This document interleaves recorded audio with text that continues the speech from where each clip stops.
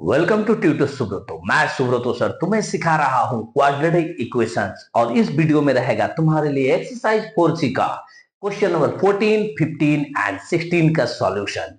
तीनों का तीनों मैथ जो है बिल्कुल यूनिक होने वाला है, इसलिए वीडियो के साथ बने रहो और तीनों का सॉल्यूशन को बहुत अच्छी तरह से बारीकी से देखो, एक एक स्टेप, एक एक मेथड जो मैंने तुम्हें सिखाने का प्रयास किया है।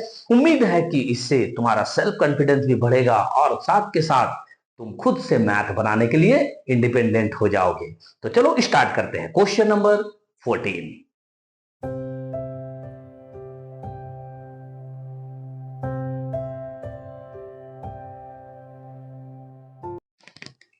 क्या है question number 14? If the quadratic equation 1 plus m square x square plus 2mcx plus c square minus a square is equal to 0 has equal roots, then prove that c square is equal to a square bracket में 1 plus m square है। तो देखो इसको जरा ध्यान से देखा जाए तो ये जो इक्वेशन मुझे दिया हुआ है, क्या ये a x square plus b x plus c is equal to 0 के फॉर्म में नहीं है? है। अगर है तो एबीसी को फाउंड कर लेंगे। एबीसी को जैसे ही फाउंड करेंगे हम, सबसे पहले हम डिस्क्रिमिनेंट यानी कि डी निकालेंगे। डी का नेचर क्या होता है? अगर डी ग्रेटर देन 0 हुआ तो रूट्स रियल होगा और अनइक्वल होगा, और अगर डी इज इक्वल टू 0 होता है तब रूट्स क्या हो जाएगा? इक्वल होगा और रियल होगा, जो कि मेरा यहां दिया हुआ हैज इक्वल रूट्स। तो अगर हम ध्यान से यहां पे देखें तो सबसे पहले गिवन डेटा से मैथ को स्टार्ट करेंगे हम लोग कि भैया दिया हुआ है 1 plus m square x square plus 2mcx plus c square minus a square is equal to 0। यहां हम कुछ भी चेंज नहीं करने वाले हैं, सीधा सीधे लिखेंगे कि a x square plus b x plus c is equal to 0 के फॉर्म में है। देयरफॉर ए का वैल्यू मेरे लिए होता है 1 प्लस एम स्क्वायर, बी का वैल्यू मेरे लिए हो जाता है 2mc और c का वैल्यू मेरे लिए हो जाता है c square minus a square. जैसे ही एबीसी मिला हम निकाल सकते हैं d is equal to b square minus 4ac formula होता है। यहाँ पे थोड़ा सा मैं बोलना चाहूंगा, यहाँ कंफ्यूजन मत करना, कंफ्यूज मत हो जाना कि सी है ए है। ये जो है ये मेरे मैथ में दिया हुआ कोएफिशिएंट या फिर न्यूमेरिकल वैल्यू जैसा है, और ये जो मेरा ए बी सी है ये मेरे क्वाड्रेटिक इक्वेशन का फॉर्मूला में आता है। जो मेन क्वाड्रेटिक इक्वेशन का फॉर्म है a x square plus b x plus c is equal to 0, तो इसके जगह पर हम वैल्यू को जो पुट करेंगे वो मेरा ये है। Okay, got it. तो बी के जगह पर हम पुट करेंगे 2mc का होल स्क्वायर माइनस 4 इंटू ए के जगह पर हम रख देंगे 1 प्लस एम स्क्वायर और सी के जगह पर हम रख देंगे सी स्क्वायर माइनस ए स्क्वायर। जैसे हमने वैल्यू पुट कर दिया, एकदम इसको सिंप्लीफाई जैसा सॉल्व करते चलेंगे तो ये हो जाएगा मेरा 4m square c square, minus 4 को ऐसे ही रहने देते हैं, इसको मल्टीप्लाई कर लेते हो तो हो जाएगा c square minus a square, फिर plus m square c square, फिर plus minus minus m square और ए स्क्वायर।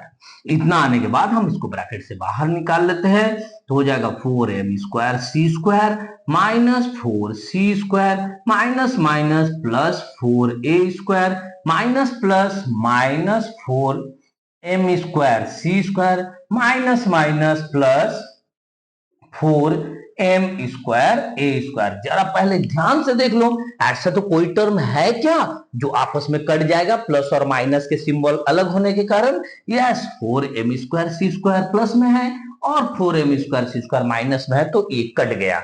अब जो डेटा बच जाता है मेरे पास उसको आराम से लिख लो, minus 4c square plus 4a square और यहां से मेरा बच जाता है plus 4m square a square. अब जरा हम ध्यान से यहां पे देखें तो मेरे को जो रूट दिया हुआ है वो इक्वल रूट होगा। इक्वल रूट कब होता है? According to question roots are equal हम लिख सकते हैं। तो इक्वल रूट्स हो जाने के कारण हम कह सकते हैं therefore d is equal to 0, यानी कि ये जो डी का वैल्यू आया है minus 4c square plus 4a square plus 4m² ए स्क्वायर इतना लिख के इजिकल टू 0 दे सकते हैं। डी की जगह पर इस डी का वैल्यू को पुट कर दिया हमने। यहाँ पे अगर हम ध्यान से देखें तो -4 कॉमन चला जाएगा और ब्रैकेट में बच जाएगा, सॉरी +4 कॉमन चला जाएगा और ब्रैकेट में मेरा बच जाएगा -c² plus a² plus am² a² is equal to 0। अगर हम 4 को राइट हैंड साइड लेके चले जाए तो मेरे पास बच जाएगा -c² plus a² plus m² a² is equal to 0। तो हम इसको लिख सकते हैं c² is equal to a² plus m² a²। अब यहां से जरा गौर से देखो तो क्या a² कॉमन जाएगा तो क्या बच जाता है ब्रैकेट में 1 प्लस m²। और यही तो हमें प्रूव करना था, तो हमने इसको प्रूव कर दिया। तो होप कि तुम्हें ये मैथ स्टेप बाय स्टेप बहुत आसानी से समझ में आया, जो मैंने तुम्हें समझाने का प्रयास किया है। क्वेश्चन नंबर 15 और क्वेश्चन नंबर 16 बिल्कुल अलग और यूनिक होने वाला है। बने रहो वीडियो के साथ और सबका सॉल्यूशन को आराम से गौर से देखो, ताकि खुद से मैथ बनाने का कॉन्फिडेंस लेवल हाई हो जाए। तो चलो नेक्स्ट क्वेश्चन को सॉल्व कर लेते हैं। क्वेश्चन नंबर 15 क्या है? Question number 15, if the roots of the equation c² minus ab x² minus 2 a² minus bc x plus b² minus ac is equal to 0, इतना बड़ा क्वाड्रेटिक इक्वेशन दिया है, आर रियल एंड इक्वल, और साथ में ये भी बता दिया कि उसका रूट्स का नेचर जो है रियल होगा और इक्वल होगा। तो मुझे प्रूव करके दिखाना है कि आइदर ए इजिकल टू 0 होगा या फिर a³ plus b³ plus c³ is equal to 3abc होगा। डरना नहीं है, क्योंकि मैं हूं और तुम्हें बहुत इजी प्रोसेस से स्टेप बाय स्टेप क्लियर करते हुए इस मैथ को समझाऊंगा। बहुत इजी प्रोसेस से हम लोग इसको सॉल्व करेंगे। सिर्फ कंडीशन एक ही है, वीडियो को पूरा देखा करो, तभी तुम मैथ सीख सकते हो और खुद से इंडिपेंडेंट बन सकते हो। तो चलो हम लोग स्टार्ट करते हैं एज यूजुअल गिवन डेटा से। क्या है हमारा data? Given c² minus ab x² minus 2 into a² minus bc x plus b² minus ac is equal to 0। अगर हम इसको ध्यान से देखें तो ax² plus bx plus c is equal to 0 के फॉर्म में है। यानी कि हम कह सकते हैं a is equal to c² minus ab होगा, b is equal to -2 into a² minus bc होगा और c is equal to b² minus ac होगा। ये तीनों वैल्यू जैसे ही मुझे मिल गया, हम सबसे पहले निकाल लेंगे ना d is equal to b² minus 4ac, यानी कि b की जगह पर हम पुट कर सकते हैं -2 इंटू a² माइनस bc का होल स्क्वायर, -4 इंटू a की जगह पर हम रख देंगे c² माइनस ab और c की जगह पर हम रख देंगे b² माइनस ac। इतना समझ में आ गया ना? वैल्यू पुट कर सकते हो। वैल्यू पुट करने के बाद एकदम सिंपल जो है ना, अपना इसको सॉल्व करते चलो। जैसा जैसा जहां मल्टीप्लिकेशन आएगा, जहां होल स्क्वायर आएगा, सिंपल एकदम सॉल्व करते चलो। देखो अगर इसको हम लोग सॉल्व कर ले -2 का स्क्वायर यानी कि 4 हो जाता है। ए क्या कहलाएगा? a माइनस बी का होल स्क्वायर कहलाएगा। तो इसको जब हम लोग सॉल्व करेंगे तो a⁴ आएगा प्लस b² c² आएगा माइनस 2a² bc आएगा। इतना समझ में आया ना? इसको a माइनस बी का होल स्क्वायर में तोड़ दिए। अब सिंपली इधर -4 को ऐसे ही रहने देते हैं। यहां पे अगर मल्टीप्लीकेशन किया जाए c² b² मिलके हो जाएगा ना, मल्टीप्लाई करेंगे b² इंटू c²। फिर यहां पे ध्यान से देखो, c² के साथ -ac मल्टीप्लाई करेंगे तो -ac³ हो जाएगा। फिर -ab के साथ b² मल्टीप्लाई करेंगे तो -ab³ हो जाएगा। माइनस माइनस प्लस ab है और ac है तो यहाँ पे a² bc हो जाएगा।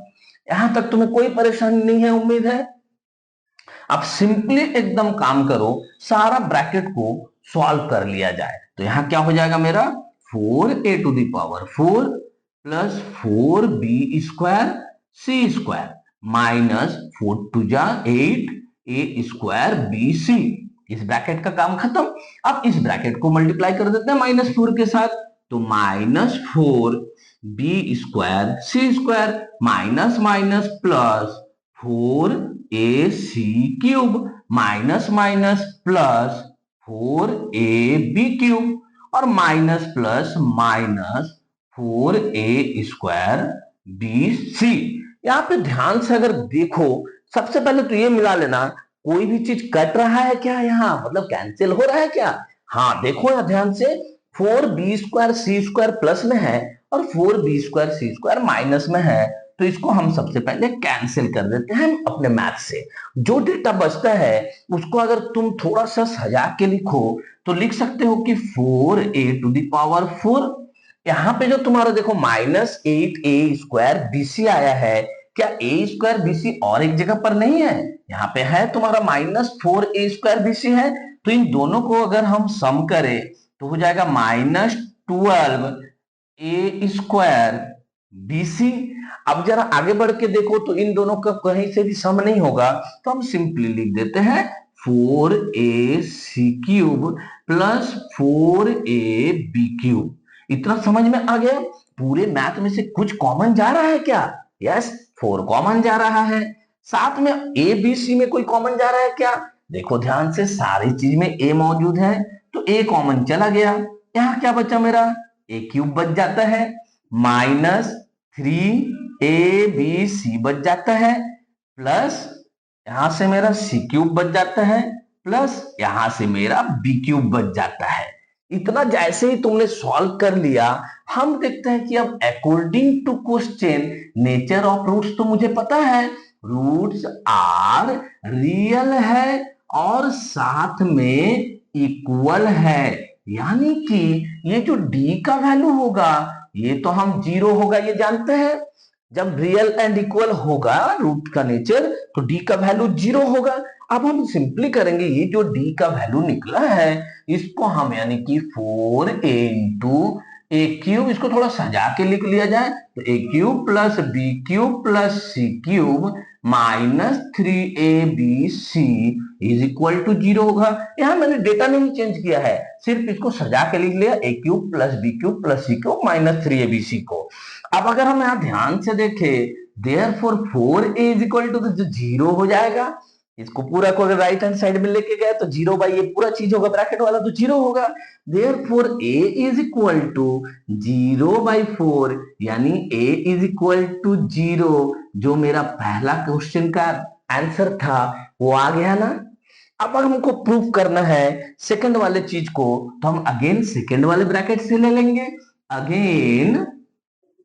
अगेन हम सेकंड वाले ब्रैकेट की चीज को लिखेंगे कि a cube plus b cube plus c cube minus 3ABC is equal to 0 होगा, क्योंकि 4a जब राइट हैंड साइड में आएगा तो 0/4 हो जाएगा, यानी 0 हो जाएगा। देयरफॉर हम a cube plus b cube plus c cube को लेफ्ट हैंड साइड में रखते अपने क्वेश्चन के अनुसार, 3ABC को राइट हैंड साइड ले जाएंगे तो क्या हो जाएगा?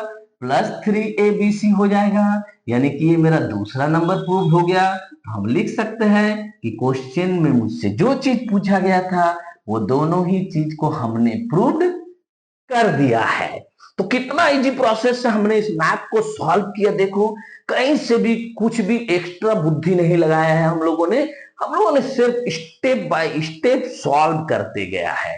तो फिर उम्मीद है कि इस तरह का हार्ड मैथ को भी तुम्हें अब इजी लगने लगा है, तुम्हें ऐसा लगने लगा है कि तुम्हारा कॉन्फिडेंस लेवल बहुत ज्यादा बढ़ चुका है due to tutor Subrato channel. अगर ऐसा है तो वीडियोस को लाइक करो, चैनल को सब्सक्राइब करो, बेल आइकन को क्लिक करो, क्योंकि मैं हर रोज तुम्हारे लिए इस तरह का वीडियो अपलोड करता हूं और उसका नोटिफिकेशन तुम तक पहुंचना चाहिए, तभी तो तुम्हें पता चलेगा आज कौन सा मैथ तुम सीखने वाले हो। साथ ही चैनल को शेयर करो अपने फ्रेंड सर्किल और रिलेटिव्स के बीच, ताकि हर बच्चा सीख सके इजी प्रोसेस से और सही मेथड का यूज करते हुए सेल्फ मैथ को सॉल्व करना।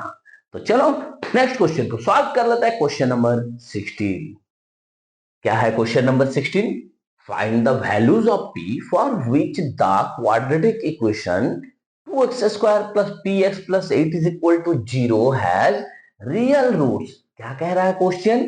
बोल रहा है ये जो मुझे क्वाड्रेटिक इक्वेशन दिया हुआ है, p का ऐसा वैल्यू निकालना है मुझे जिसके तहत इसका रियल रूट जो है वो रियल नंबर होगा। यहां ध्यान दो, केवल रियल नंबर होगा ये बताया है रूट्स को, बट कहीं से भी इक्वल नहीं बोला है। तो मे बी ये इक्वल हो सकता है, मे बी अनइक्वल हो सकता है। तो हम यहाँ पे सबसे पहले क्या करेंगे? डी निकालेंगे ताकि मुझे नेचर ऑफ रूट पता चले। बट डी में हम कौन सा वैल्यू चेक करेंगे? डी में हम वैल्यू चेक करेंगे डी का वैल्यू 0 से अधिक है या नहीं है, या फिर देखेंगे कि d इज इक्वल टू कहीं 0 तो नहीं है। चलो देखते हैं, मैथ को सॉल्व करते हैं। बने रहो वीडियो के साथ, बहुत मजा आएगा। तो चलो हम अपना गिवन डेटा स्टार्ट करते हैं। क्या है भाई? 2x² plus px plus 8 is equal to 0। यानी कि अगर हम इसको गौर से देखें, ax² plus bx plus c is equal to 0 के फॉर्म में है। यानी कि हम कह सकते हैं a का वैल्यू 2 होगा, b का वैल्यू p होगा और c का वैल्यू 8 होगा।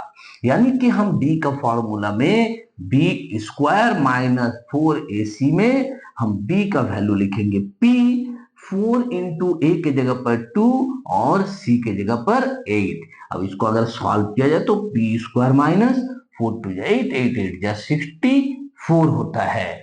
लेकिन अब अकॉर्डिंग टू क्वेश्चन अगर इसको ध्यान से देखो तो रूट्स आर रियल कहलाएगा यहाँ, क्योंकि क्वेश्चन में तो दिया हुआ है, बट इक्वल है या अनइक्वल है ये तो नहीं मालूम है।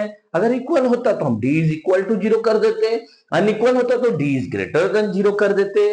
जब हमें नहीं पता रहता है कि d का वैल्यू क्या होगा तो हम सीधे सीधे लिखते हैं कि roots are real, therefore d is greater than और इक्वल टू 0 हो सकता है। यानी कि d का वैल्यू जो है या तो 0 से अधिक होगा या फिर 0 के बराबर होगा, ऐसा लिख सकते हैं।